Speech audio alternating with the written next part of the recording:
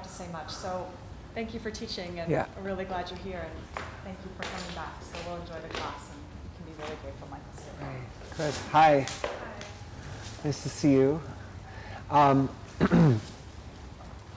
So, this is like my favorite subject.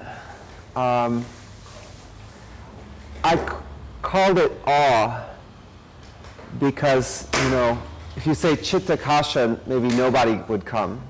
But for the Sanskrit geeks, Chitta Kasha, it's got more substance in it than if you just say awe. Chitta Kasha means the space of the mind.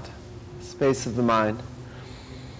And with regard to some points I was bringing up last night with Desikachar's view of yoga, that yoga is 90% about waste removal. If we clear the dross from the body and we get rid of the obsession and the hostility from the heart, and the intervals between the thoughts start to open wider, there's something that comes in. Something comes in. Just like breath. We make space in our body and then the universe fills it. No breath is actually taken. It's given. It's given. So the whole attitude towards reawakening our sense of inspiration from a place of allowance, really that was my aim this morning. It was like to let everybody lay down. We started in Shavasana. If you weren't in the class, start laying down, chill out, don't do anything. Allow your body to receive gravity. So as that is the bed, settling the body in its natural state, and then that is a beautiful support to receive. So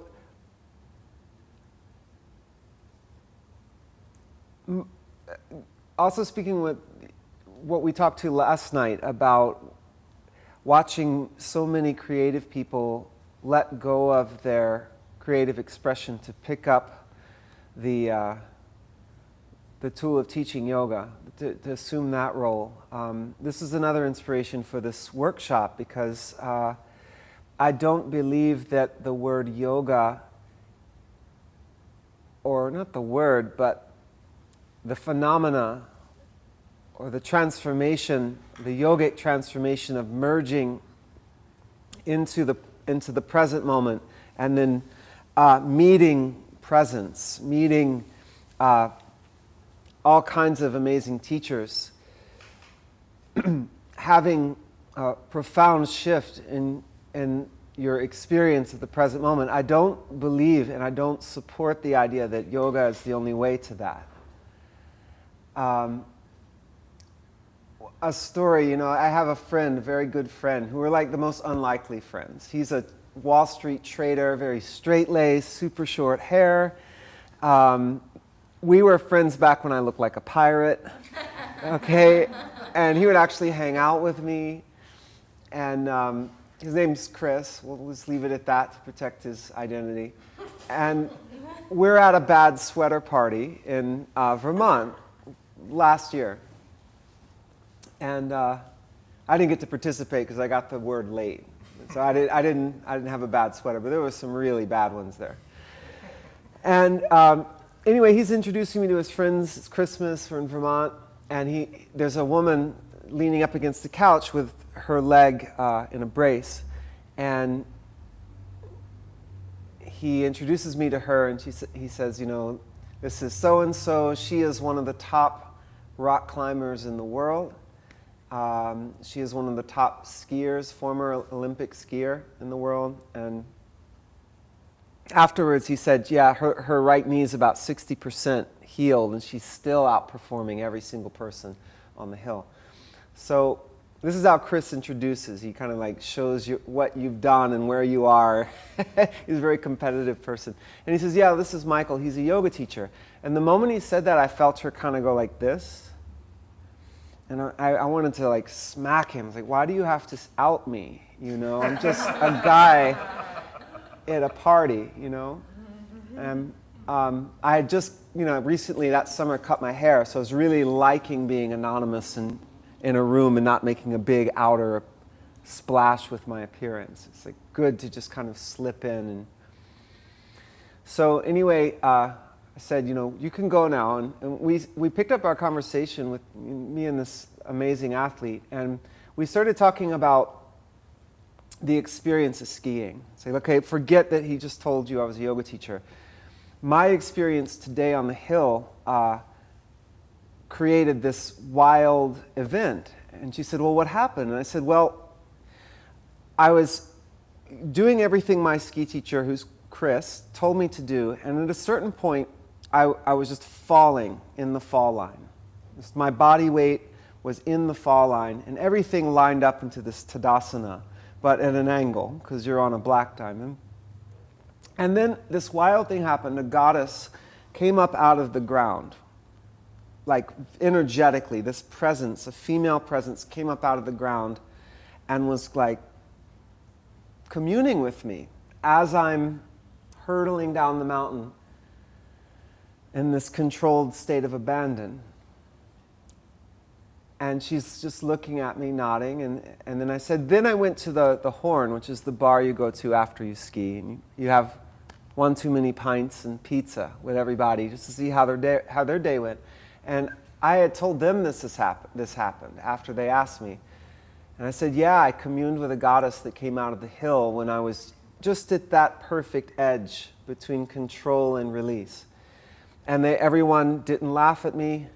No one did a spit take with their pint. They all started nodding. And I was blown away. It's a common experience, evidently, to have this spirit of nature or something come and dance with you when you are right there at your edge. No thoughts. Your mind is blown. It's a totally euphoric state. And your body is in this peak state of bringing together all of your technique, but it's no longer an intellectual endeavor. There's no narrative. And then we had our conversation, I wanted to bring it into her ground, and that, recognizing that there is so many entry points into this state that we like to call yoga. And not just relegating it to what we do on a yoga mat or maybe a particular religious trajectory, but it's always ever available. It's always ever available. So that would just like to start at that as the premise of the workshop and go from there. I found a quote from Joseph Campbell. I don't know if you guys know his work, but he's very much into myth and archetype and the hero's journey. And he says, now I came to this idea of bliss because in Sanskrit, which is the great spiritual language of the world, there are 3 terms that represent the brink, the jumping off place to the ocean of transcendence. Sat, Chit, Ananda. The word Sat means being, Chit means consciousness, Ananda means bliss or rapture. And I thought, I don't know whether my consciousness is proper consciousness or not, and I don't know whether what I know of my being is my proper being or not, but I do know where my rapture is. So let me hang on to rapture, and that will bring me both my consciousness and my being. Then Csikszentmihalyi, which I see a lot of Lama Root's been reposting him on Facebook a lot. He is one of the world's leading researchers in positive psychology. And he's going to call this, instead of, yoga, he'll call it flow, right? Flow state. He says, repression is not the way to virtue. When people restrain themselves out of fear, their lives are by necessity diminished. Only through freely chosen discipline can life be enjoyed and still kept within the bounds of reason. So then I started digging, what are synonyms for the word yoga? Just so I can empathize with all different types, I spend so much time in this discipline, but I don't want to be rigidly only able to find it or communicate it through this language or through these techniques. That would be, doesn't seem yogic to me. So I started looking at synonyms and said, athletes, what do they call it? The zone. The zone. They get in that zone of peak performance. Musicians, as one myself, it's called the pocket, which is really interesting because zone is like a space. You know, it's like a space, that zone. It's a sweet spot. But musicians call it the pocket. And it's this place where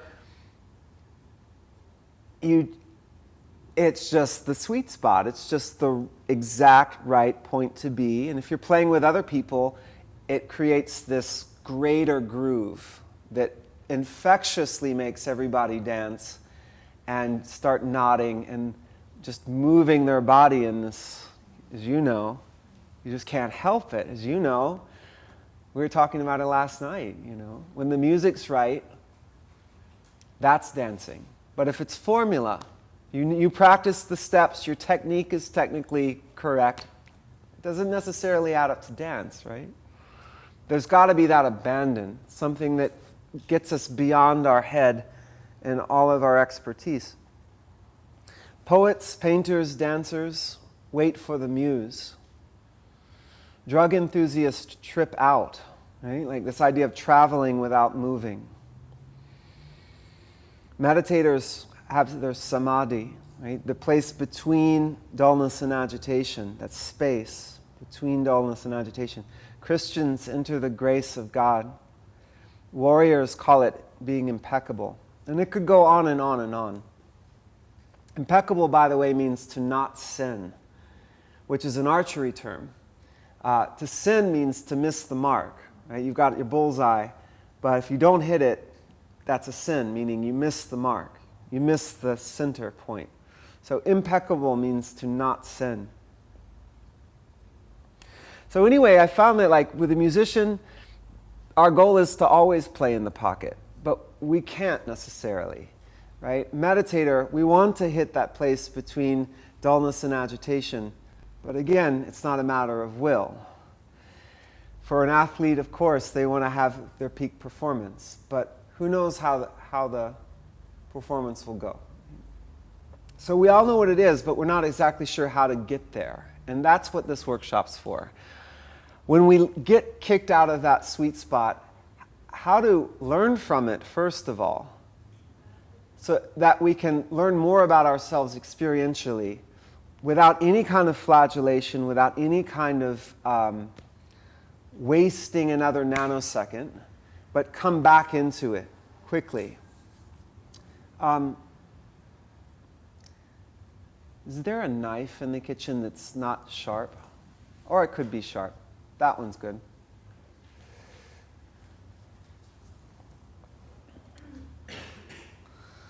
Yeah. So I ask you, how long would it take to sharpen this to a razor's edge by going like this?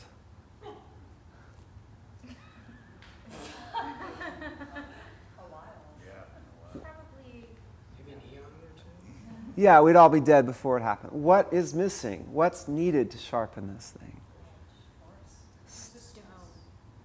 A stone, resistance, something that's not the knife, right? Something that's not the knife. So in our mind training, because we're all like meditators in here, right? Like we all have a meditation practice, some kind of introspective way of tuning up, right? When you lose the object of your intention in your meditation, if that ever happens to you, do you ever have mind wandering? Sometimes, maybe. You know, the mind the object of intention somehow gets displaced, like, oh, it's sunny. Let's go to the beach. Suddenly, I'm thinking about the sunny beach, and then the sensations of my breath are over here. And if I'm holding it here, it's in my peripheral vision. And if it goes a little further, I can't see it. And what do they say about things you can't see? Out of sight, out of mind, for you, right? So it's forgotten, and then suddenly the beach becomes other beaches I've been to, and then beaches when I was a child, and who was I with as a child, and that time that I ate that thing I didn't like and got sick, and then mind wandering, right? You had a gross distraction, your object of intention gets pushed, then it's forgotten, and then you're mind wandering, right? And then at some point you go, that isn't the object, that's the object, right? And so that aspect of coming back is what sharpens the mind. Losing the object by some grace of our subconscious processes from our past, the karma of our past practices, recognizing we lost the object. That lottery ball karma pops up and we go, I'm off. And we come back. For the moment we come back, we're fully here. It's like the bell ringing. Like Chogyam Trungpa said, we're never really meditating except for when the bell rings. And then we're fully here, fully here. The fourth way lineage that I love very much, they don't call it yoga, they call it self-remembering, where your mind, it was God knows where. You know, your body's here, you got your body on your cushion, but the mind went elsewhere, sometimes to the point that you forgot even where your body was. It comes back, joins with the contentment, the joy of being here. Thank goodness, it's so good to be back in the present. So for a moment, there's this, like the Dharma chakra, there's this trinity that's been unified. The mind, the heart, and the body, all for a moment are here now.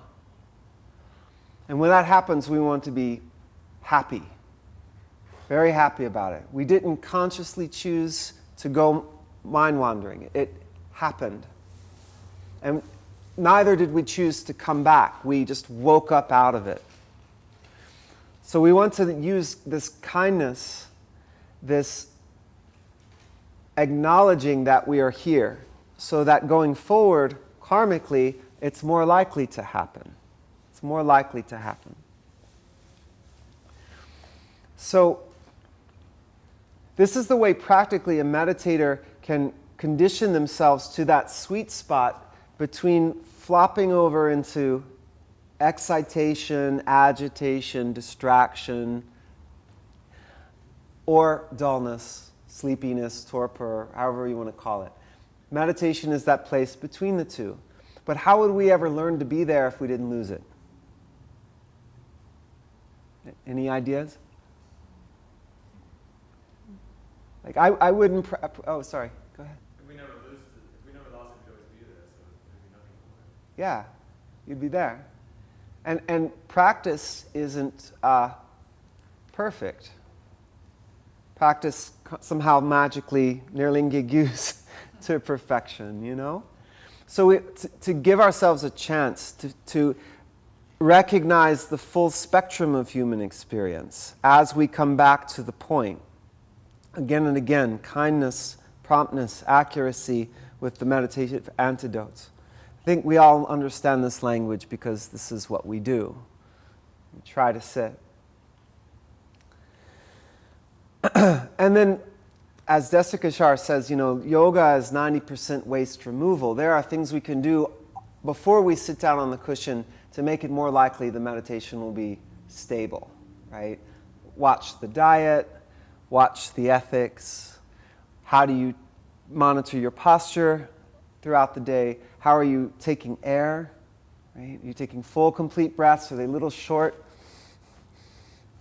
Stress breaths, you know, you're getting your exhales all the way out throughout the day, the all-day yoga, right? How do you take impressions in? It's not just the nutrition of taking in air properly and taking in good, clean food and water. Those are nutritions, but also the impressions. What kind of sangha do you stay around, you know? What's the company you keep? What kind of advertisement? How often do you get advertised to? How much violent imagery do you see? How many times are you told you're not enough? You know, particularly for the females, right? You get it much worse than we do. So beginning to like separate wheat from chaff. What is nutritious impressions versus stuff that you're only going to have to clear out when you sit down and try to hold your object of attention with some stability. We can set ourselves up for success. So he says yoga is 90% waste removal. This goes really beautifully together with the fourth way aphorism of, they say man cannot do. Man cannot do. Which has a lot of depth. But if you just kind of brought it to this pinnacle goal of being here now for increasing moments of time, more stability to our presence, that cannot be willed. When you have that moment in your meditation where you're physically comfortable, very physically comfortable, it's kind of like just it came over you. You did your best to find the comfortable props and stuff, but we all know because of the truth of emptiness that these things don't have comfort in them. And if you got yourself totally, perfectly set up with just the right cushions, if you just sit there long enough, 2 hours, comfort's, a myth. Who knows what you'll meet with? So we can't force comfort. We can't make comfort. We can't make the mind stay on the object. It's not a matter of will. It's a matter of habituating. Letting go of what doesn't serve and taking up what does. So, looking at this from the point of view, it's kind of like before we go into any state of grace or transcendence, I'd just like to talk about how people try to normally hedonically find it, which I think it's a bad rap. We all love hedonism, okay? Michael, what do you want before class? Well, I want a sweaty latte, please. And it's best when it's sweating, right? And we're going to go to the place where the Mexican food's really yummy, not like the kind of yummy place. Let's go to the really yummy place and be there with friends in the sun. We want everything to always be really nice. And so it's hedonic. And we're wired for it. We're wired for it. And there's nothing wrong with it. I think it gets a bad rap. Just the thing is, again, like the cushions, nothing holds in it its own nature of being pleasurable or unpleasurable. We all know this. Right? It's been drilled into us and we've confirmed it. But still, in terms of this view of renunciation, what to let go of, yoga's 90% waste removal. We don't know how much time we have left here. Like, which comes first, my next life or the bottom of the latte? Don't know, right? Don't know. That really brings presence quickly. It's just to remember the fleetingness of these conditions. You don't have to make it as dramatic as you're going to die, but just that, hey, what begins automatically has its ending embedded in it. Well, we don't want to waste any time. And we don't want to waste any energy because, again, if we look at, Lama Marut's classic list of where do we seek for fulfillment, where do we look for, where do we mix up sukha with bhoga? Like that. Where do we mistake pleasure for happiness for pleasure? Outwardly. And what's the list? It's like the 5. Pop quiz. Relationship. Job. Entertainment. Getting that tax bracket secure. And keeping the body fit, healthy, right? So we look at how much time, energy. I like how he describes renunciation. Renunciation is time, energy, resource management. I really like it. Time, energy, resource management. It's not saying, screw all this, let's get rid of all the nice people, let's get rid of all the nice things, let's be lonely, let's be unemployed, because that, if only, right? That would be so easy. We know it's not in that nihilistic direction.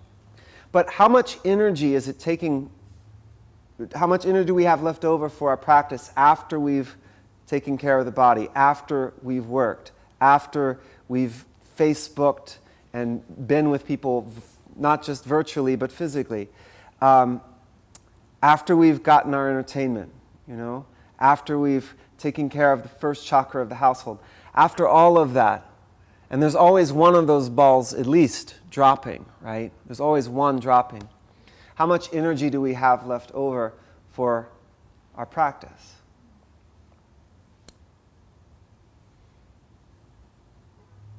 And we can taste the zone, we can taste the yogic state through hedonism. It does work. If you go shopping and you like shoes, and you even just window shopping, it can create a forgetting of the self, a forgetting of the problems, the smell of new shoes. It's ambrosia. It's new. It's new. It's, wow, I didn't see that before. It's got this, scintillating quality. But it's because of the, truth of impermanence, new gradually becomes old and worn out. So we get these spikes of yoga from pleasure experiences, but then as you get old enough, you realize, well, it always runs out, and I'm getting this very big credit card debt that's stressing out more and more from trying to run this experiment of traveling and buying things and going out on dates and like the second house in the country, and which we saw in after '08, the people. Not all of them, but sadly, some of them with the boat that needs the parking spot, now they can't afford that. And so the thing that was so nice turns into a stressful noose around their neck. Right? A house that's about to be foreclosed that was the nice second vacation house. So we begin to have a reality view of where the stability of this transcendent state isn't. Yeah. But then we also have to talk about samsara, like having gone through many decades of running this experiment by trying to create happiness through outer pleasure. We can't just stop because we wised up. There's still going to be that momentum of looking outside of ourselves for stability and happiness and single-pointedness. By looking outwardly for so long, there's a momentum. It's just like these fans. If we shut them off with the switch, they wouldn't just come to a halt. They would have to wind down. And so just the same with our habit for looking outside, just the same for the way the attention moves. When you sit down in meditation, if meditation's ever been presented to you as single-pointedness, I would say that teacher is not doing you a service. Because if you are single-pointed getting here with your eyes, let's say you all drive, how would it serve you to just look at your left mirror single-pointedly as you drove? You would be crashed. You'd knock into something. Your eye, your ear has to be seduced by what's being presented in the awareness, in the environment, so that attention goes to the most important place at that time. And mostly that's being alerted. Someone honking their horn, someone drifting towards you, a glint. Is that a cop? How's my speed? How fast are we supposed to be going? It's this constant moving of attention in the field of awareness. If that didn't happen, we would not make it through a day. Does everybody agree? And so the momentum of that, when you go to sit down on your cushion, you can't just stop it. It's a very useful thing. If it wasn't there, we'd be dead. So when you sit down, there's going to be that cycle, that momentum that will gradually wind down. But I would say it's not a kindness to have this assumption that when you sit down, it's going to be samadhi from the downbeat. So perhaps letting go of some things that are very elite, that have been presented to us as goals, to let go of the idea that, well, if we haven't done the work to set ourselves up to meet those stages, it would only frustrate us to try to do something we hadn't been prepared to do. And that's true for any kind of artist. Like you wouldn't put me in anything more than a basic stance class. because I would just be like, I wouldn't know the terminology. I'd be 2-3 steps behind, no accuracy, I wouldn't know the terminology. I need to start at the beginning and stick with it for at least 10,000 hours at least before I could go and hang with any of these guys. If you just said, Michael, go dance your heart out, it's going to be silly. Probably. So, and then there's just, taking in the bodhicitta aspect of what is the outer result of trying to create happiness from pleasure outwardly. And like we were saying, the exhaustion of trying to satisfy our cravings, but it's only palliative. But then, I've had some friends that have taken on the aim for a year. They'll grab a suitcase and say, I'm going to carry all my trash for a year in this wheelie suitcase. I won't throw anything away. I don't know where away is, actually. Away doesn't exist. I'm going to keep it for a year. Can you imagine? You couldn't throw anything away, no garbage cans.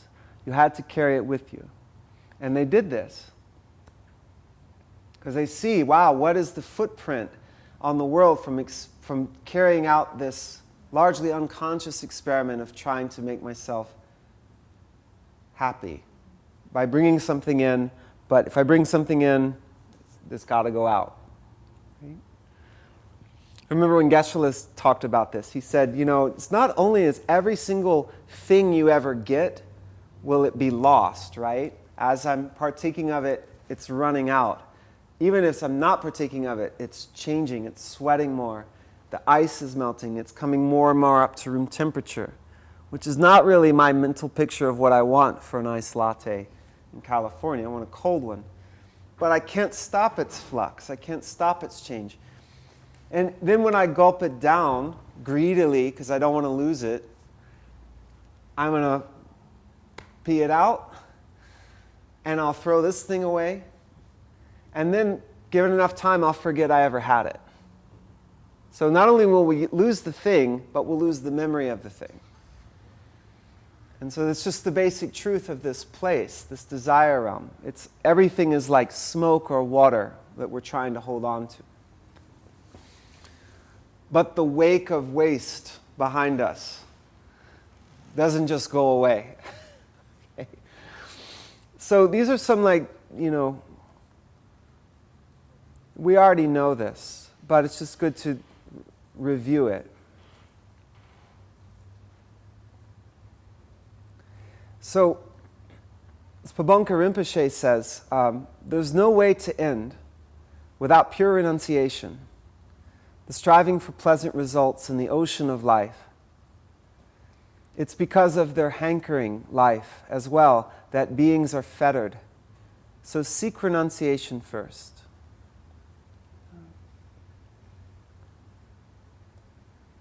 There's nothing wrong with beauty. There's nothing wrong with hedonism.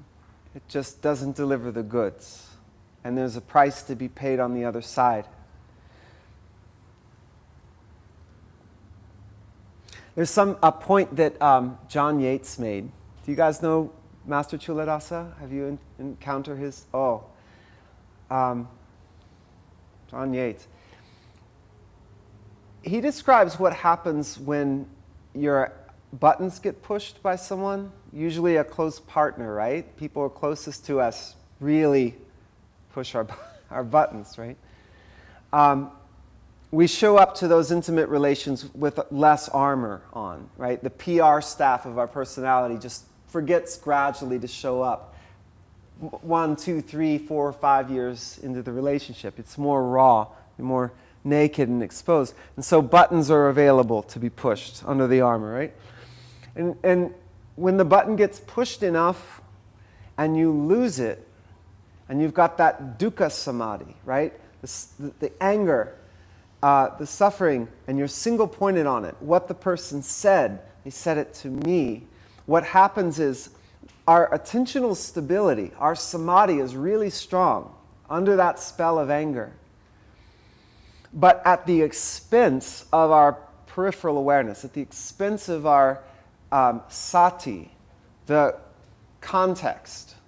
And so we forget that the person who pushed our buttons was someone that we love, supposedly, a friend, perhaps someone who we're intimate enough with that they'll tell us something that everyone else won't, but we really need to hear.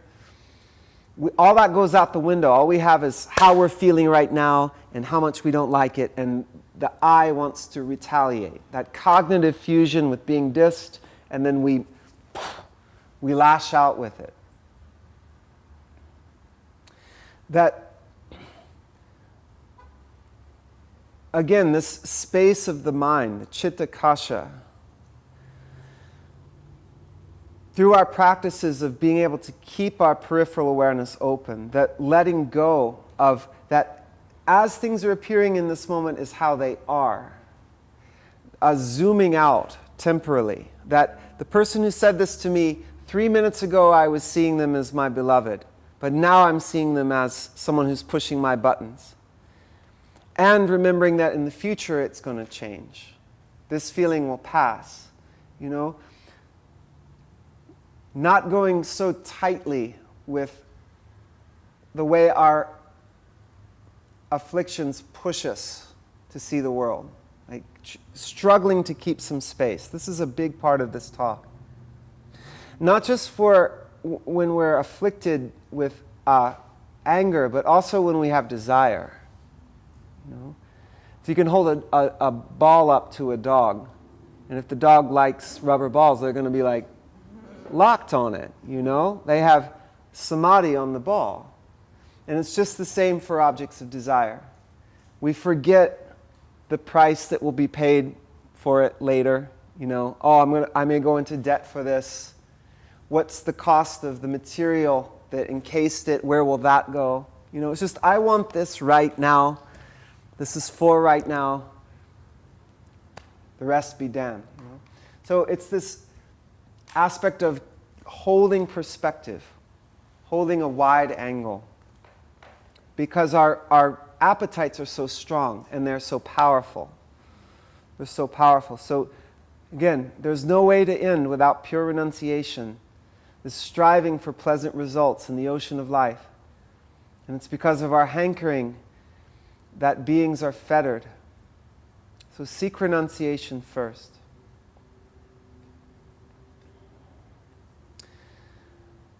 Another definition of renunciation is what protects the mind following disgust with samsara. It's as you begin to see the cycle, you know, because we've all been around the sun, you know, 2, 3, 4 decades. Pretty much everybody in this room. You see your own cycle. And you go, you know what, if I don't expect something different to happen, I have to do something different than I've done.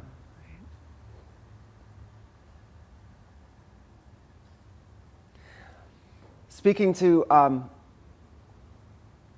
the karma of beginning to have less of a grip on a self to be blamed when we lose our object of intention in meditation. You know, does that ever happen to anybody in here where you get afflicted because you're once again off your object? Or is it just me? Yeah, it happens. What kind of inner dialogue comes up? Yeah. Frustration. Never going to give it. Like, I want to like renouncing the whole practice. Like, screw this. I'm just going to give up. I can't do it. That's apathy. Just sort of like, this is endless. This is endless. Yeah. Right, samsara is a self-perpetuating cycle of trouble. I had given up on sitting for at least 2 years, and I'm probably lying to you. It's probably longer.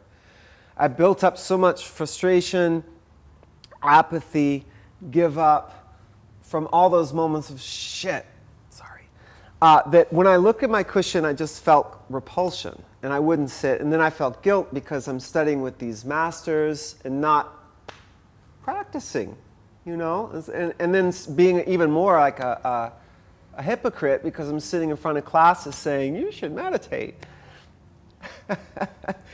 And it got built up enough that I was like, okay, let me start over.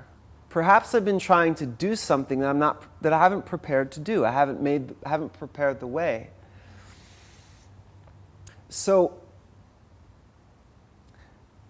they say, in terms of renouncing any kind of affliction about our meditation practice, as John Yates says, if we're to go from mind wandering to just forgetting, where it's not that you just catch yourself in a slipstream of daydreaming and suddenly come to.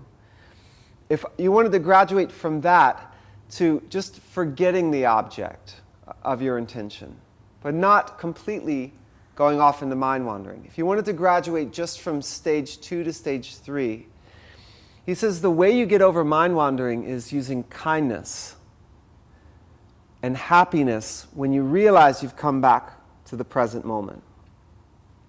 So I ask you, when you lose your object of meditation, did you do that? Did you consciously say, screw this, I'm going to think about something else? Which time? Mostly. Most of the time. When you realize you lost your object, did you consciously choose to do it? Okay. Me neither. It happened.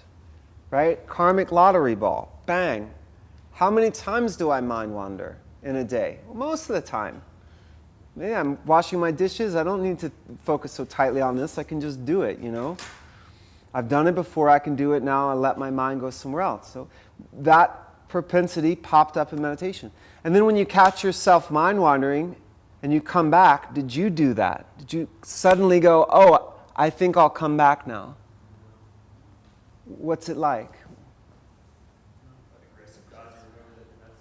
Yeah, like some part of us, another karmic lottery ball pops up out of the unconscious and goes, oh, attend. So the thing is, letting go of the flagellation, renouncing the flagellation when something good happens like that. Like, oh, we're back. We want to put the sunshine and the happiness in the light of consciousness when the unconscious does what we want it to do. That's actually how Chula Dasa defines meditation, is training the unconscious to do what we want it to do. Because what comes into consciousness is not volitional. It's not volitional. What have you got? The definition of unconscious is that which we are not in control of. But beginning to train it, It's no longer unconscious. to train it. Yeah, with respect to no self. With respect to no self. If in this moment we came out of our days and came back, and it seems like all of us agree that wasn't consciously done. It just popped up karmically from our past practice of attending.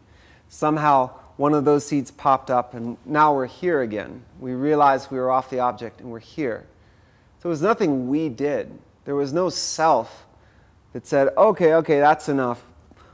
Let's pop up a ball of attending. It just came. It was there. And so he posits that being happy about that, recognizing that something good happened in the present moment, we're back, is going to karmically create this trajectory for the unconscious to do that more often. More seeds of attending, because it got rewarded, will bring more of those seeds. Like that. Is that? Yeah. That's what I think I meant to say. I meant to say. So, from the work, again from the fourth way, it's often called the work, it was brought together into a group of psychological commentaries back in the 50s, and by a man named Maurice Nicoll. And he says the first stages of work, meaning work on oneself, self-observation, what's my mind like? What's the condition of my heart? What's the state of my body? the first stages of the work are sometimes called cleaning the machine. A person who constantly says, "What should I do?"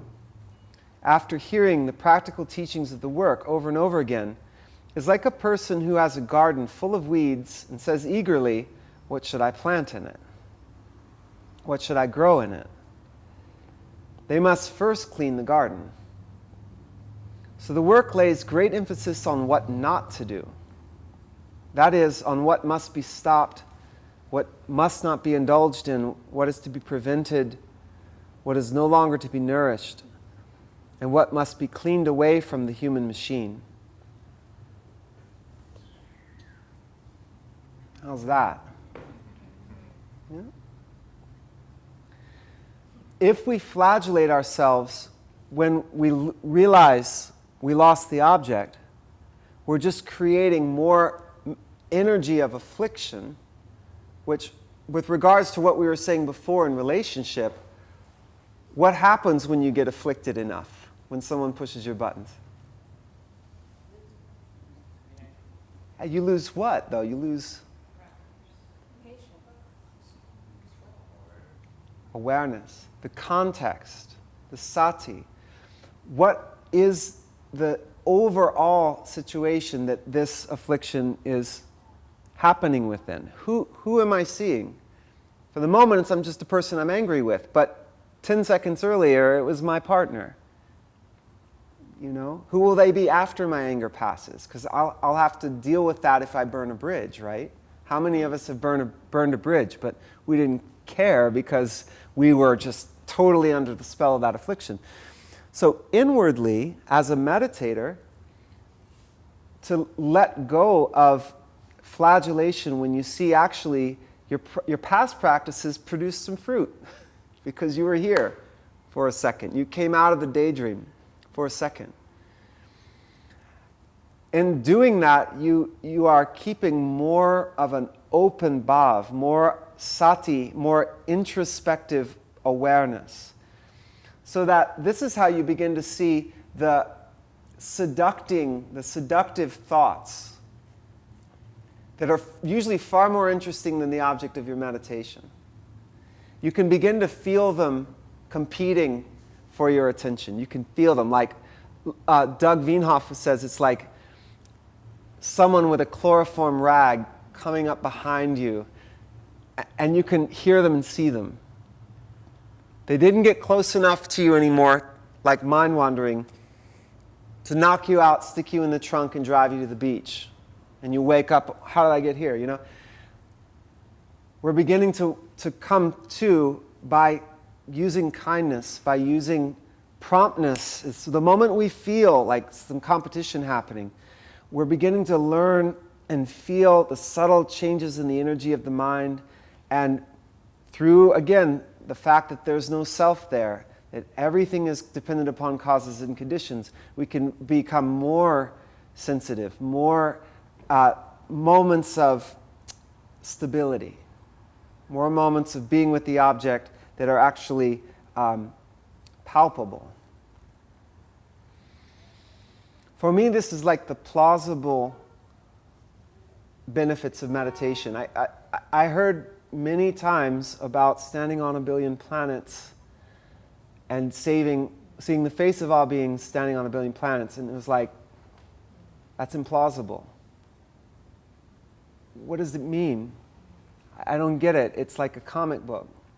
No disrespect. I don't disbelieve my teacher has had this experience or knows someone who's had it.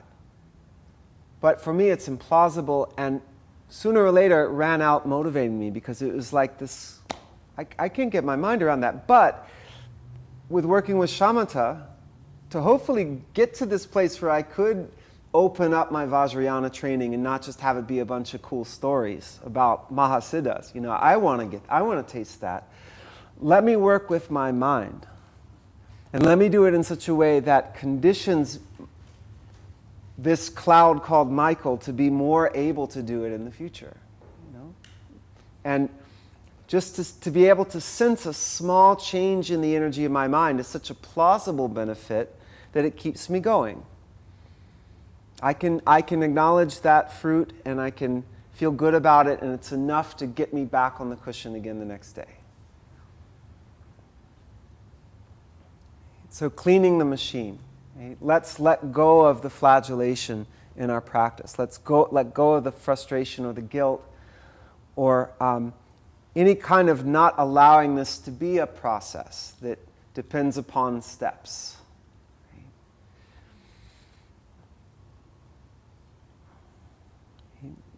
Right? Lama Marut says, changing habits of perception is renunciation.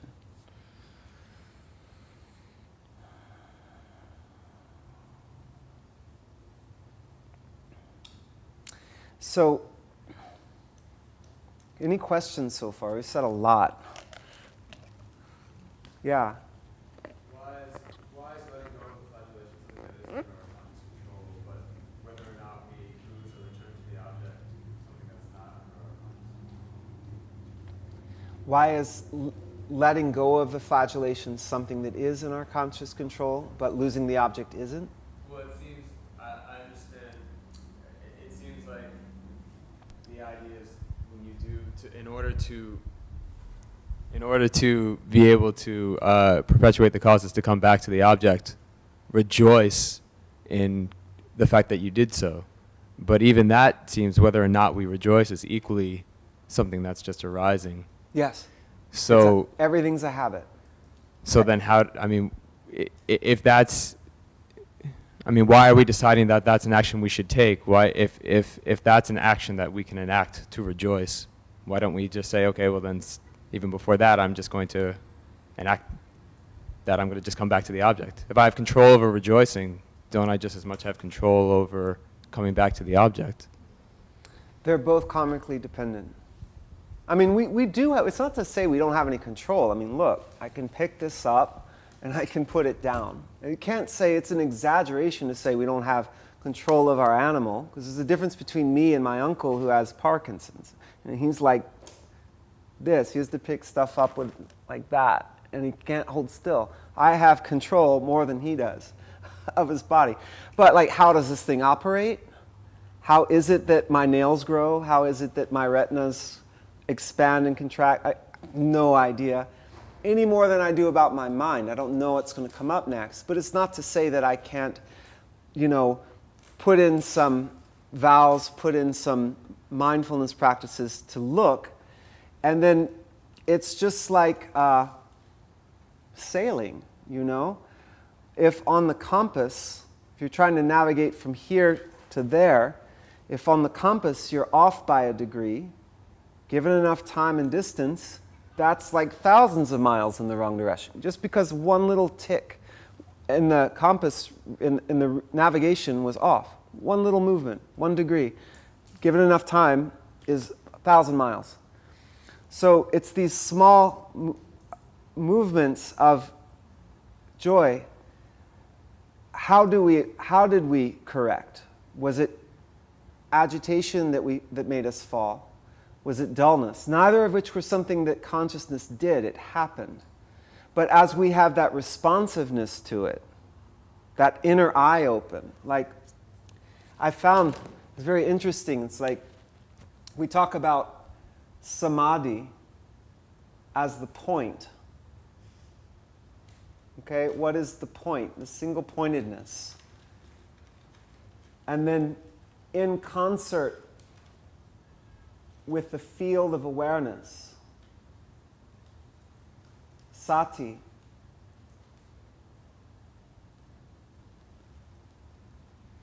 you have this thing that looks like an eye, right? It's a very simple picture of an eye. So internally, in your own inner world, what's going on the inside of your skin, which none of us have any idea of except for you, you know whether or not your attention is on your intention. If your intention and attention are joined, right? But then there's also this inner watchfulness, this sati, this perimeter, where you're looking out for competition for your attention from things that are distractions. That could come in the form of dullness or excitation or affliction. Any number of causes. So as you're struggling to keep your inner eye open, so to speak, this relationship between samadhi and sati, it becomes more and more of something that will happen. Because that's how karma works. It expands. But none of that would be possible if there was self. Self is just a convenient side effect of our psyche.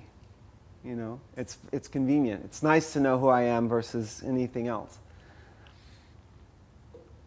So it's this investment.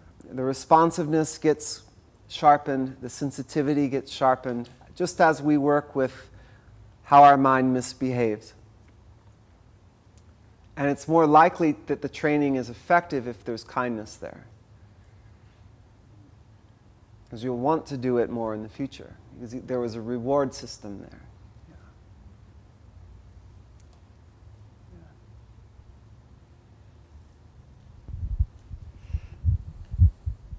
You spoke about a time when you were not that inspired to sit. So what did you do to, I mean, other than bringing kindness, to get that passion back?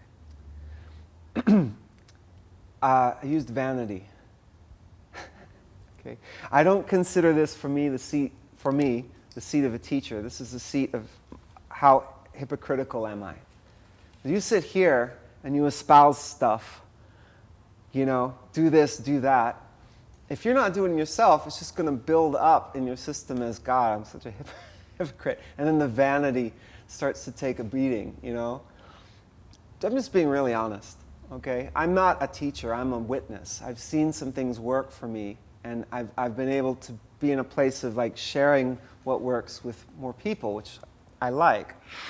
So I just got sick of my vanity taking a beating. I got sick of feeling like a hypocrite, and I really wanted to respect the incredible work that my teachers have done to translate and show these lamrims, sutra or tantric, show them to me. And the longer I wait, the more time I lose, you know? And I feel like, what am I here, what am I doing? Why am I wasting their time if I'm not going to work on this? And if I see that I can't unlock the visualizations that they're showing me, I need to go back and redo some foundational work. So I repositioned into studying shamatha, and then looking at cleaning the garden. You know, what kind of negative emotions have I accrued over the years with all of this resistance to even trying to sit? You know, we're doing the shadow work.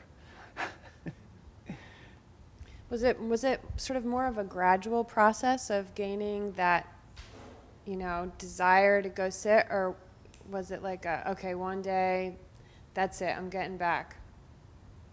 It happened after everything in Diamond Mountain blew up last year. For me, I was facing my fourth Leirang, and I didn't want to go. I was scared. I was confused. I was angry. I was sad, and I didn't want to do it. But I made a promise to my teachers that I would do 4, because I took that initiation.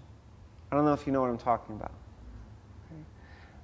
At a certain point, you get an initiation, and in exchange, you promise that you'll do 4 month-long retreats to go unpack it and try to realize it, you know? So the 4th one was coming up, and then, you know, Ian had died, and didn't know where they were for a long time, really sad, and like, what the fuck? I don't want to do this 4th one. But you know, it's expensive and it's a lot of work to get it together, and I'd gotten it together, and I said, okay, if I'm going to do this, I want presence when I do it. I want backbone when I'm in there. I don't want to just go through the motions and om, and do the count, you know? That's a waste of time. So I went back and found a teacher that I had already been studying under for shamatha, and brought those teachings in, so that in my little break sections study and listen to him. He was like my pal on the inside. And I used that to be as present as I could while I did my mantras and was in the fourth retreat. I really wanted to make the most of it. And I needed some medicine. I needed some cognitive heart medicine to make sure that I made the most of that time and completed my commitment. I don't know enough about any of this stuff to walk away from it and say that was not totally foolish. And in my traditions, all of them I've studied, they say you can't get the heart of a teaching by just one listening. You have to get it 3 times at least 3 repetitions.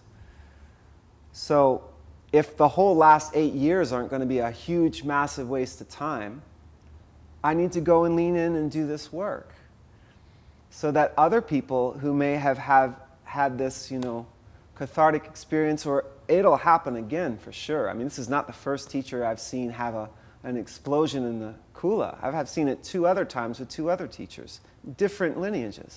This is part of it.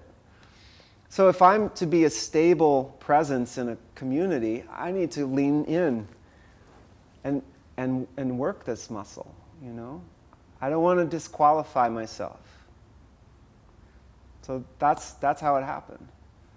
I feel like if everything didn't happen like it did 18 months ago, we were talking about this at the beach yesterday, I wouldn't be sitting here. I am here because of countless causes and conditions coming together. And I can't attest to the Michaels in alternate realities. I don't know what they're dealing with. The one that exists that when the knife didn't touch him, I don't know what's happening in that alternate reality. I know this one, so let me make the most of it. If I'm to respect the lineage, let me make the most of it, which means challenge it. So this is like a beautiful dovetail to the next section. What is our time worth here? What are we doing? What's our time worth? If we're saying, okay, we're not saying hedonism's bad, but it doesn't deliver the goods like it's touted to, Where I still think if only I had fill in the blank, I would be happy. I know that's BS. So this is where awe comes in. This is where passions come in, calms, right? The Tibetan word for your passion, your predilection. Where do you slipstream into that yogic flow, or whatever you want to call it? It's your passion, your purpose for here. You couldn't do anything else, you'd do that, right? And all of ours are different. All of ours are different. And you may have more than one. So, interesting, the word awe, they say it stands between surprise and fear. Kind of thing like when they were bombing Iraq in 2003, right? Shock and awe. Somewhere between, oh my God, I can't believe this is happening, and fear, right? Neurophysiologist and positive psychology guru Dr. Paul Purcell defines awe as an overwhelming and bewildering sense of connection with a startling universe that is usually far beyond the narrow band of our consciousness. Overwhelming and bewildering sense of connection with the startling universe that is usually far beyond the narrow band of consciousness.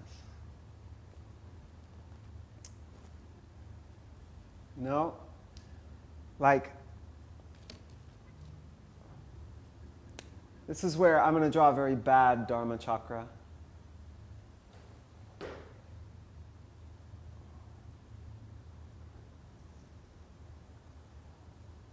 That's actually not bad.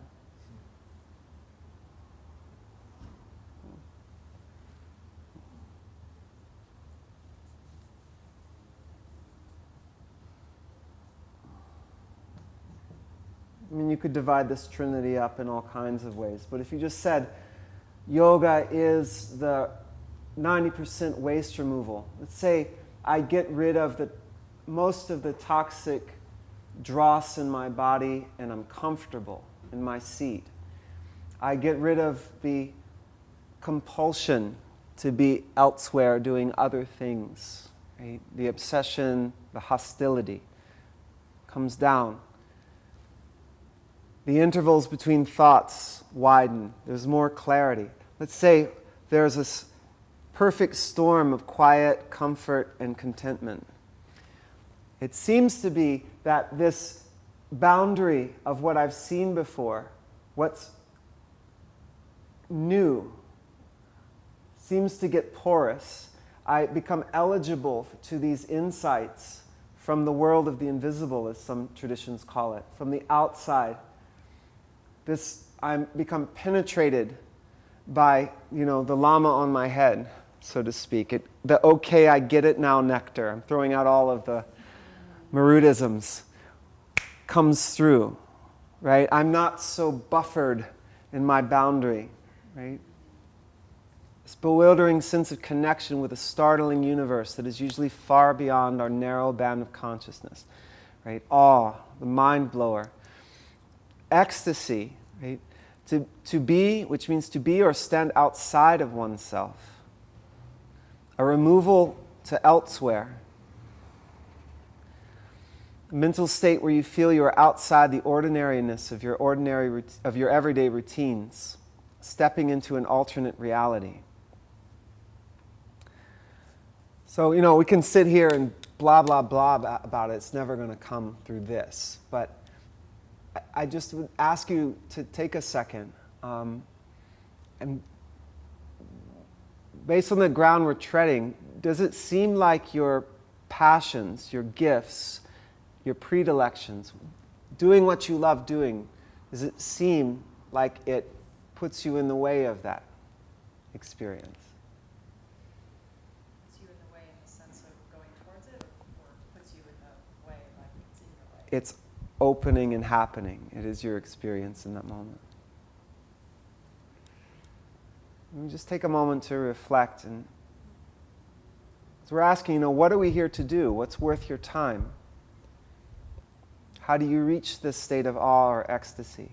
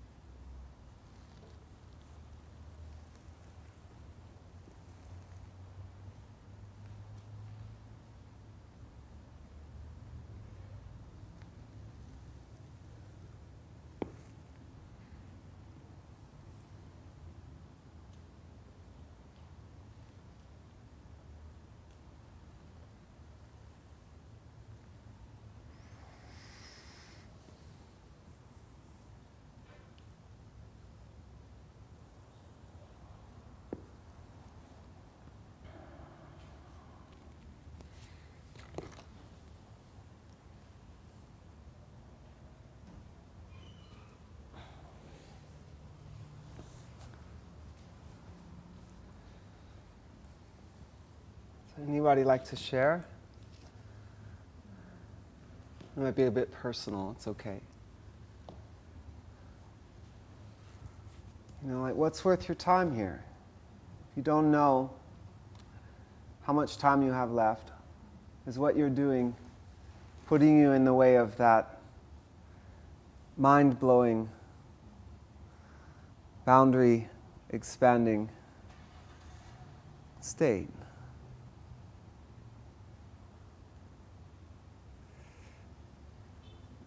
Thing that I sometimes find challenging is the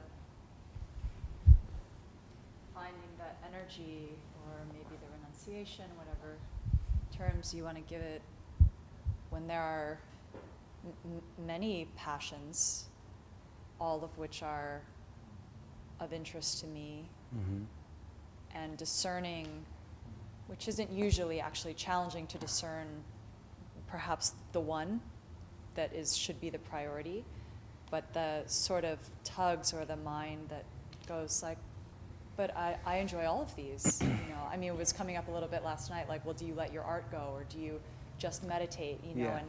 and that space where it's not so much like, well, I hate all this other stuff, and I wish I could just go to class at Mahasukha, but more a sense of, you know, there's an array of things that I really genuinely love and enjoy, and that bring me close to that, and yet I recognize that I don't have that much time. And so it's, you know, the question of that energy of prioritizing even more finely, I often can find challenging. One of the things that you said that makes me think about it, because for me there are many things that I enjoy as well. But what of those things that I enjoy put me in that, at least, direction? That's kind of a different question. As a way to, which, you know, I understand what you're saying. It doesn't mean that you necessarily stop doing all the things that you enjoy, you know, that are just like simple enjoyment for enjoyment's sake. Yeah. But maybe, I mean, and it's something that I would kind of have to think about or mess around with for longer than just a few minutes here. What of those things puts me in that direction? That's a different and an interesting, challenging, important question. So Yeah. thank you for asking it. Yeah, this was the place where I, as a teacher of yoga, I wouldn't want to be fundamentalist about yoga being the only way to reach it. But as we do this process of clearing out, cleaning the garden, our interests might really explode. We might find that our fascination, like a Da Vinci, it just continues to spill over in all different kinds of fields. And then we go, okay, wait a minute, I can't finish anything. I need to like choose a few with that voltage of fascination not getting choked. But I need to aim it, you know, for a duration. But yeah, I really am a fan of it being diverse, particularly like with my academy. I'm not into calling it a yoga teacher training, because it seems like in the world we need more people who are good moms and good business people and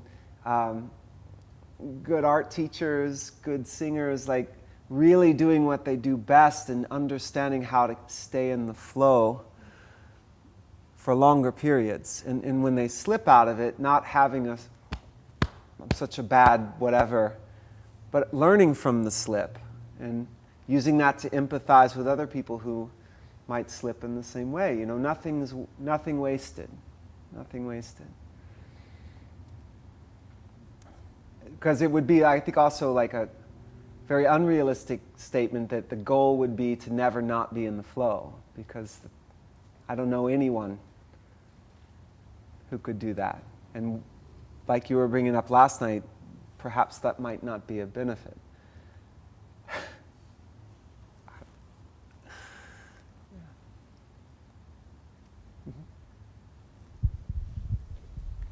For me, it's I feel like there's a big distinction between what's enjoyable and what's meaningful, and sometimes I think I feel like flow comes in when you feel like you're doing something meaningful.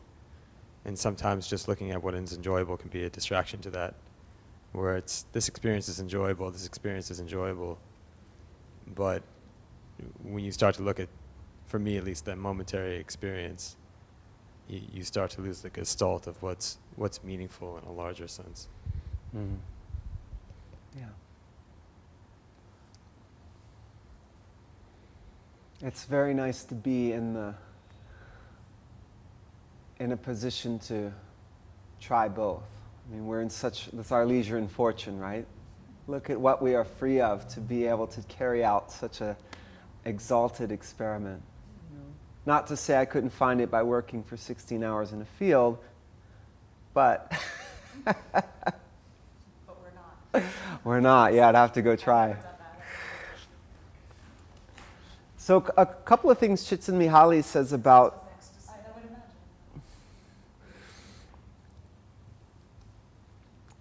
imagine.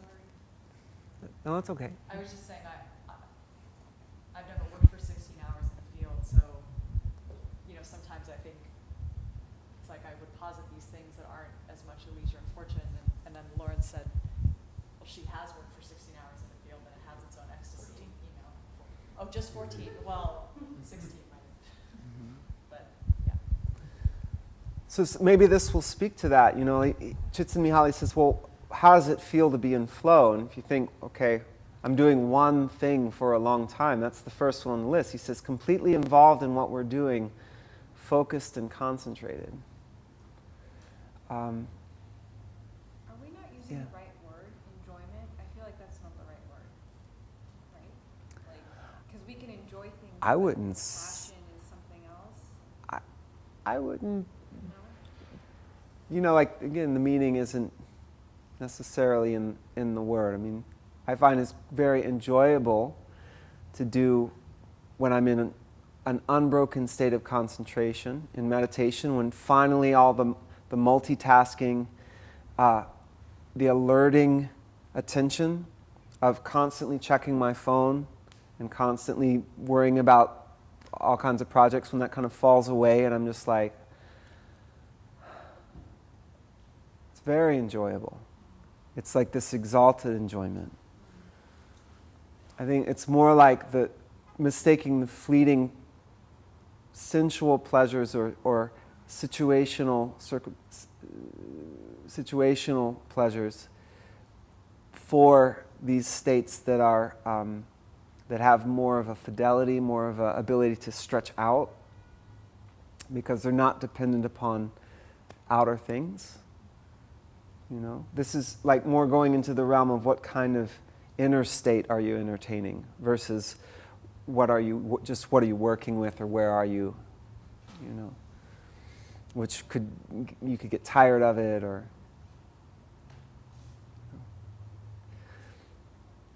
so that's the first one. It's like this focused, concentrated state. Doug Wienhoff, he was here, right?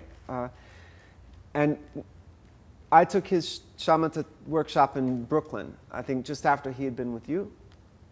And he was talking about the alerting attention, that how often we are interrupted through these incredible tools, right? These are incredible tools. We're not disrespecting the miracle of these devices. But with your smartphone, you're alerted with a little ping every time you get a text, an email, perhaps Facebook post. You really needed to see the picture of your friend's latte in Chicago with the monkey face on it. You really needed to be alerted and distracted from what you're doing to see that picture, right? Or the tweet, or the Instagram, or whatever. You know, how many portals to be interrupted do we have open on these incredible devices? And he says every time that alerting attention is activated through the doodad, it's kind of like you're the doe drinking at the watering hole and you hear a twig snap behind you. What was that? And it's a little adrenaline in the bloodstream, and it builds and it builds and it builds and it builds. And it could end up, as they call it, cortisol poisoning, which is a whole other thing. It's like you have people in front of screens with the information constantly changing, for some more than 8 hours a day, which might be more than they sleep. Probably not getting much exercise, which means they're probably not burning up all that extra adrenaline, which means it's stress just stored in the system. Building up, building up. And then they're not able to put their mind on one thing at a time. If you've ever sat down and felt that your attention was in a lot of inner turbulence, it wanted to go and do other things, and you can feel it flickering like an unbroken horse. You can feel it, and then again, that's the practice of not doing.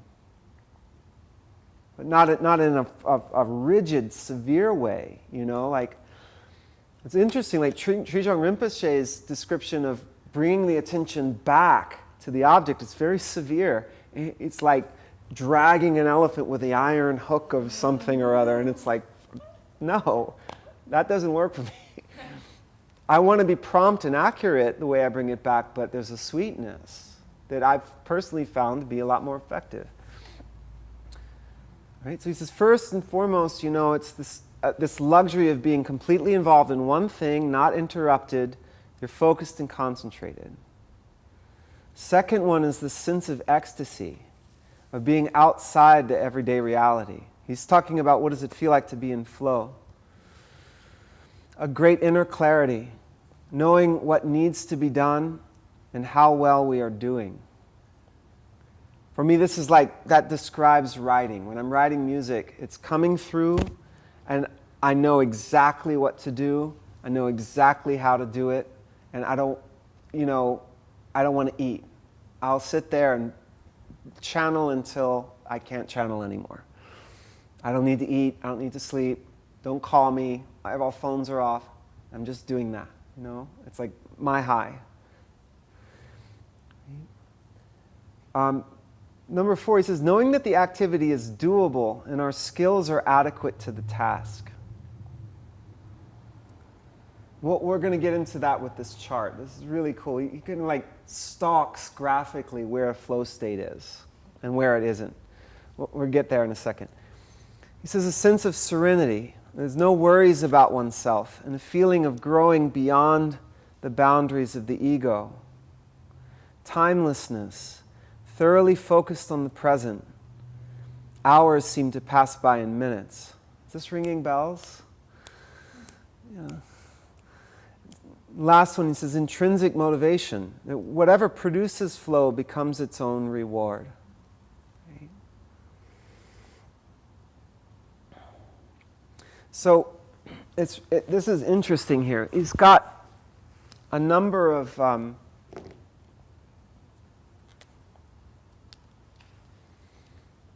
places of human experience. First one, maybe I'll just start kind of at the bummer end of the pool with apathy. This is me towards my meditation, okay, or however long. We're on the, is this the x-axis or the y-axis? Okay, on the x-axis you've got skills. Michael didn't know how to meditate. Michael had a lot of meditations, like a lot of recipes, but didn't know how to cook, okay? So the skills are very low. You needed someone to say, okay, this is an oven, and this is how you turn on the oven. Okay, and this is how you open the door and close the door to the oven. You know, learn how to cook first.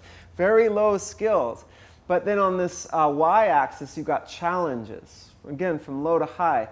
And so the challenge of sitting down was like really intense, and I had no skills, so there was apathy there. All right?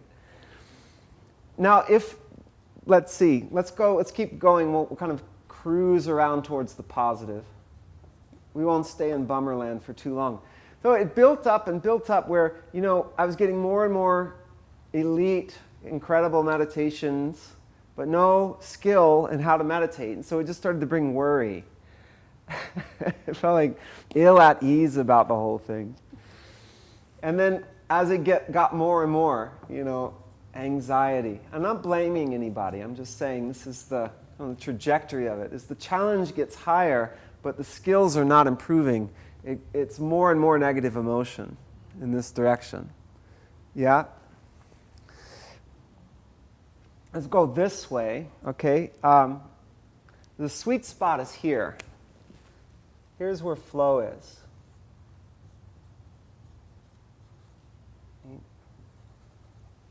In this sweet spot. If we go this way, the skill's getting gradually higher, but the challenge low. You're getting bored, right? You have the skill, but there's no edge. There's nothing to entice you. It's too easy. So if you raise the challenge up a bit, sorry I didn't draw these lines quite in the right relationship to the axes. And actually, that one, how did I do that wrong? Anyway, I'll just do like that. Flow is all up in here. It's all up in here. As we're getting, our skills are getting higher and the challenges are getting gradually greater, there's more sense of control. On the other side of it,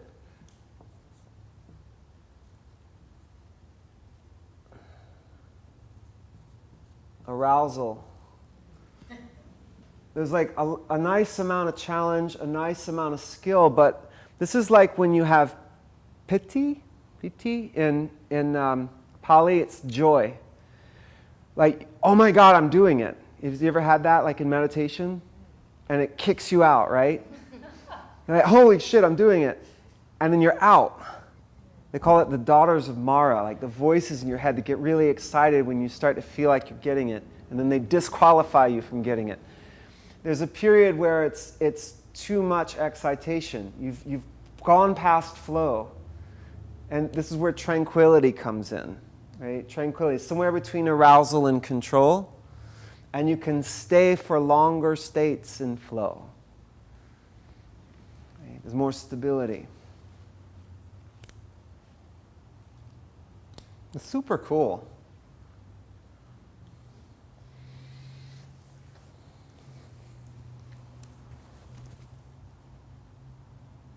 Yeah.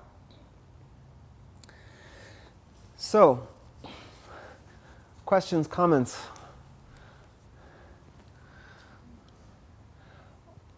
Okay, so we have a, just to take in what Mira touched upon, you know, this thing where,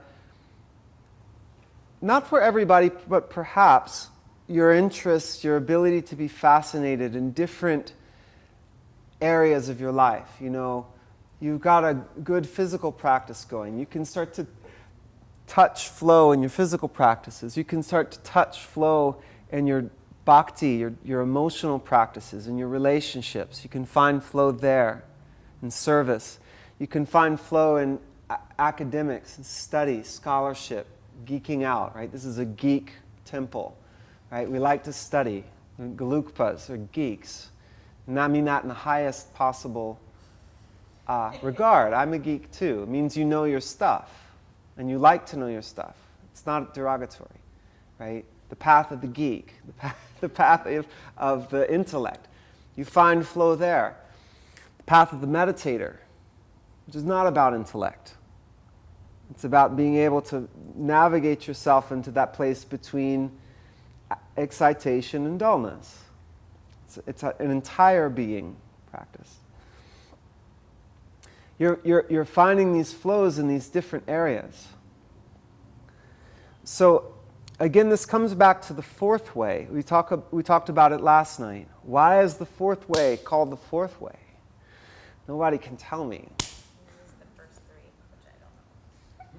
Well, I just touched on them. I just gave you the first three.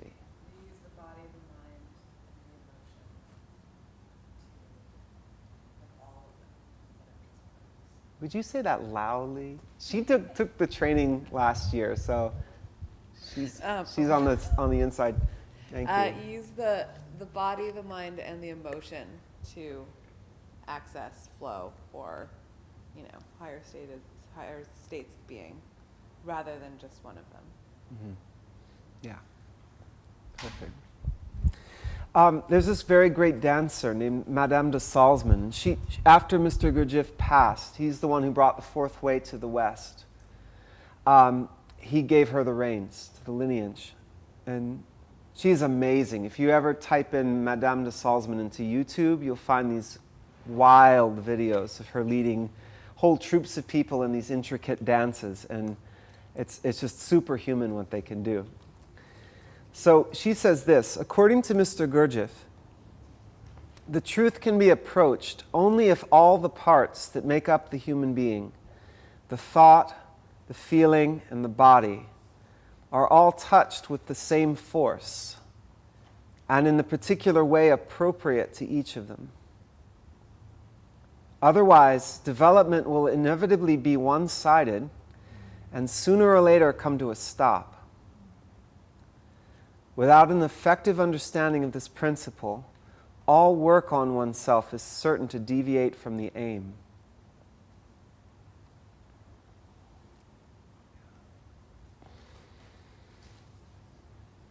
Shall I read it again? Yes, please. Okay. Now, P.S., if I get an email list, I'm happy to just send you my notes, because there's a lot in there. And If people sign into the sign-in sheet, I can give them your email address. okay. Thank you. It's a conspiracy. Okay. So according to Mr. Gurdjieff, the truth can be approached only if all the parts that make up the human being, that is the thought, the feeling, and the body, are touched with the same force, and in the particular way appropriate to each of them.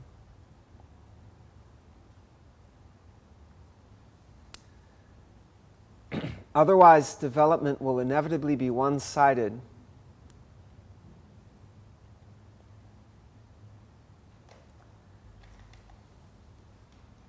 and sooner or later come to a stop.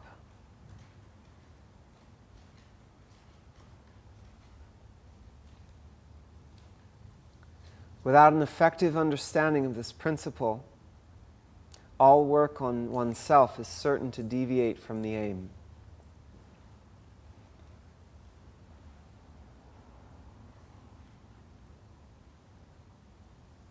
Yeah.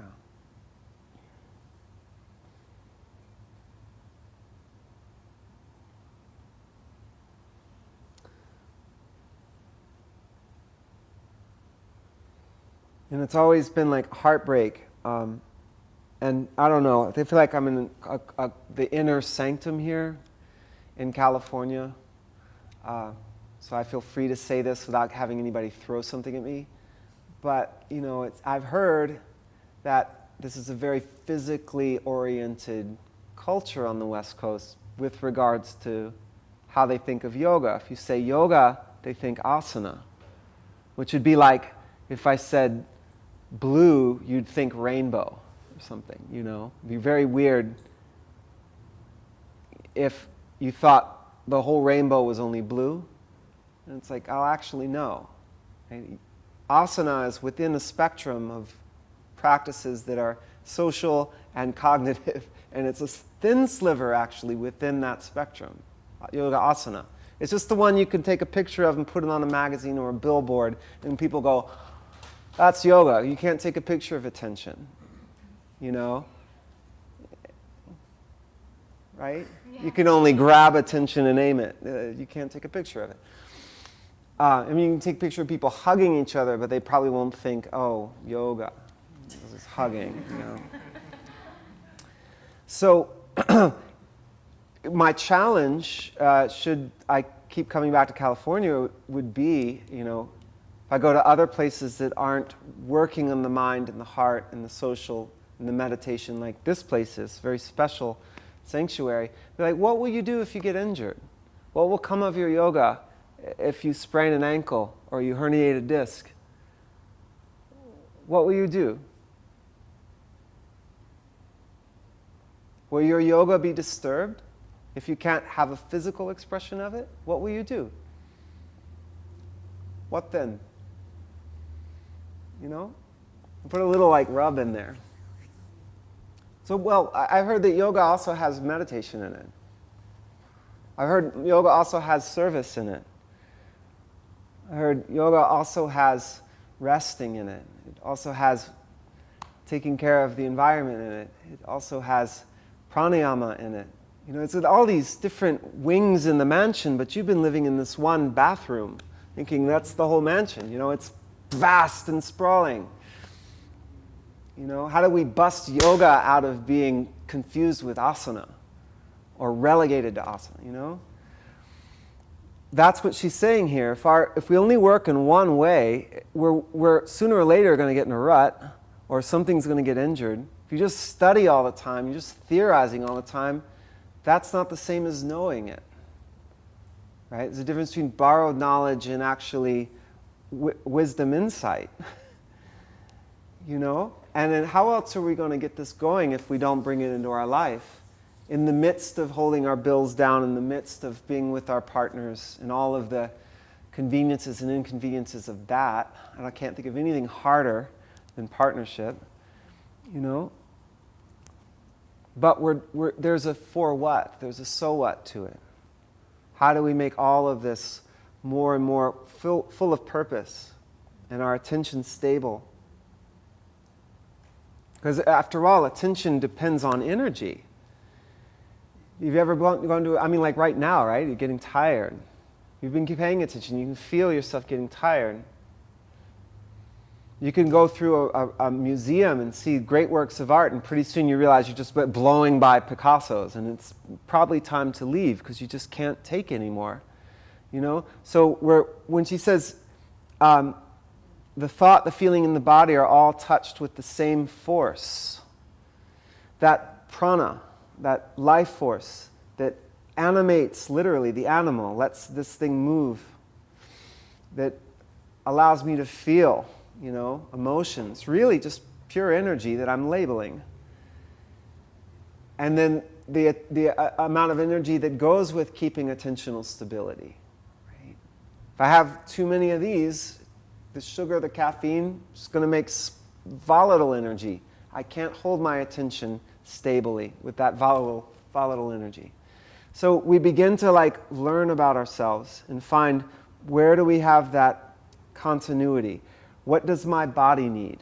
You know, what works for you for a diet isn't necessarily going to work for you at all. We can't make blanket general statements because we are all unique and specific.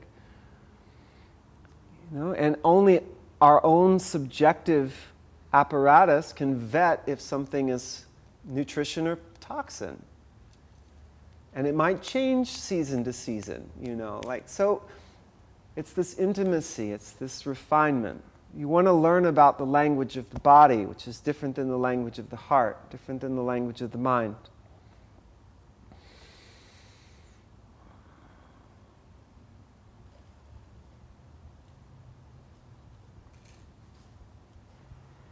So, I think I said everything. I'm seeing a few more pages, but I think we did it, and with time to spare. A full life, a physical practice each day, service, devotion, study, meditate, perhaps an artistic expression, perhaps, you know. But something that allows that expression of what you've seen that's so hard to describe in words to come through, you know.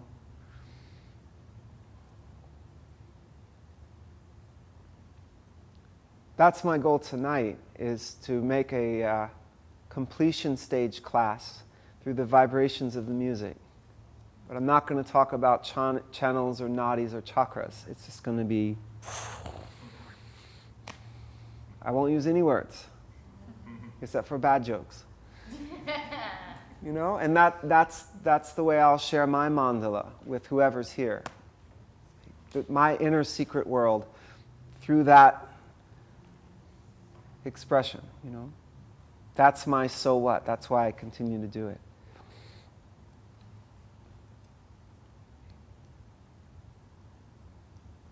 If we go about it in one way, so rigidly, without breaks, without a little rest, we end up in a rut, and then we end up frustrated and we think we can't do it anymore. Perhaps changing gears, doing something different, step away from it, do something different, go serve somebody, go to the gym, go to the beach, mix it up. It's good, not too tight. Not too tight. And at the same time, not too loose. Do your best to be the best in each of these realms of growth. There's always something constructive to do. I'll stop there. Any questions or comments? I'd like to let you go and have some sun. Yeah. You talked about rejoicing when being aware, when becoming aware of distraction and the mind coming back. And I guess it's more of a general question. If I rejoice in all my failure, how can how will I distinguish failure from success? I think some people, they have this wrong idea, maybe it's not a wrong idea, have this idea of a Buddhist practice, of Buddhists as being, as fully accepting and not doing anything about anything. Like, the Chinese are attacking, great. Somebody, also the Christian idea of turning the cheek is often taken as, you got to do something. You can't turn the cheek, right? And I mean, it's kind of maybe a big range of things I'm talking about, but kind of the idea is the same. If you try to accept things as they are and rejoice, to create the habit of happiness and rejoicing, then how do you, specifically like in meditation, how do you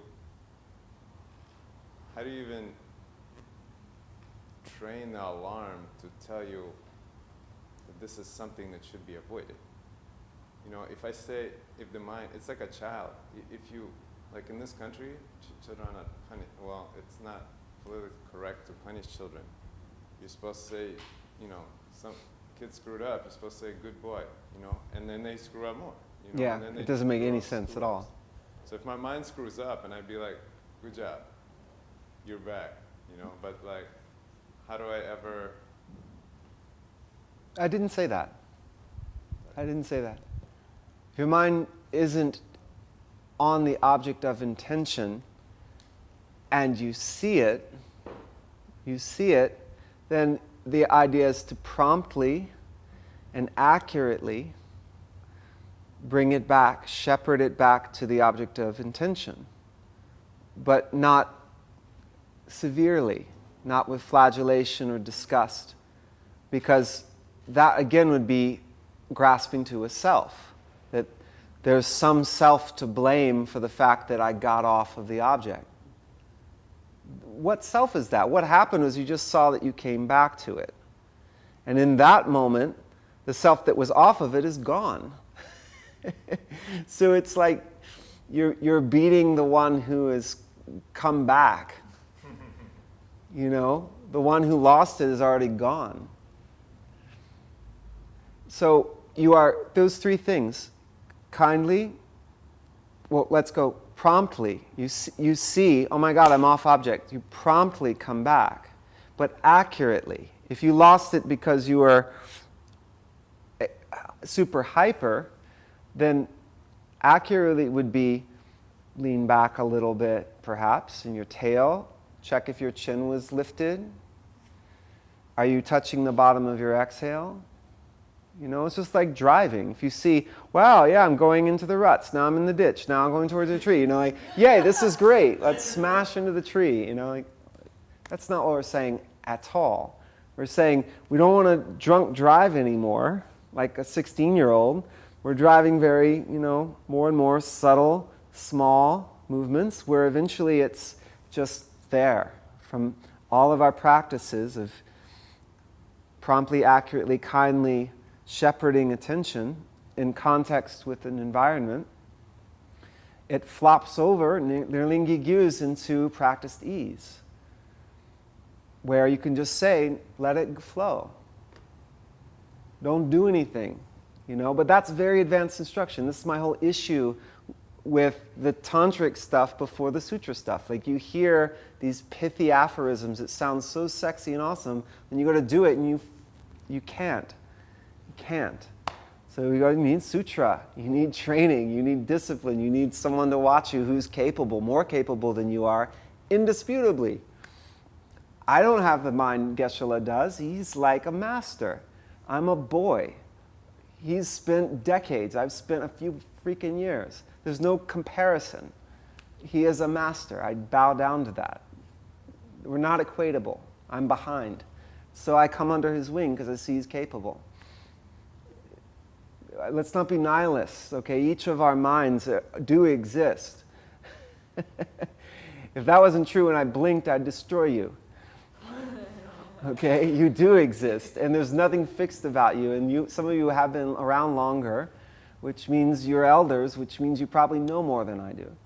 So we want to come into under the wings of people who can train us, who show signs of capability, and then if we're not capable of making corrections, then we've built up the samaya with the teacher for them to correct us. And like, you know, for a mother not to spank her child if nothing else would come through, not sure that's quite a service to anybody. You know, like, I know plenty of things I wouldn't have learned unless my dad pulled his belt off and made a threat with it, you know. I mean, I'm old school, but like, it worked. Sometimes wrathful lama is the only thing that cuts.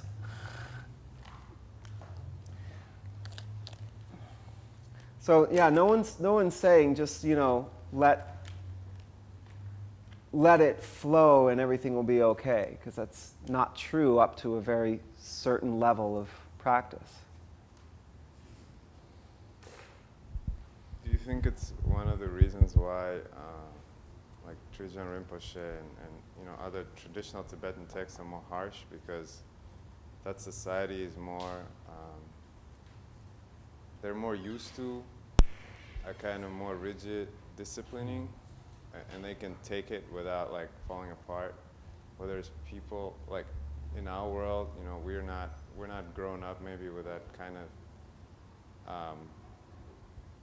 with our parents, our teachers disciplining us like this. So when we have to discipline ourselves like this, we're like, you know, I'm horrible. I just suck. And, like, we fall. It seems to make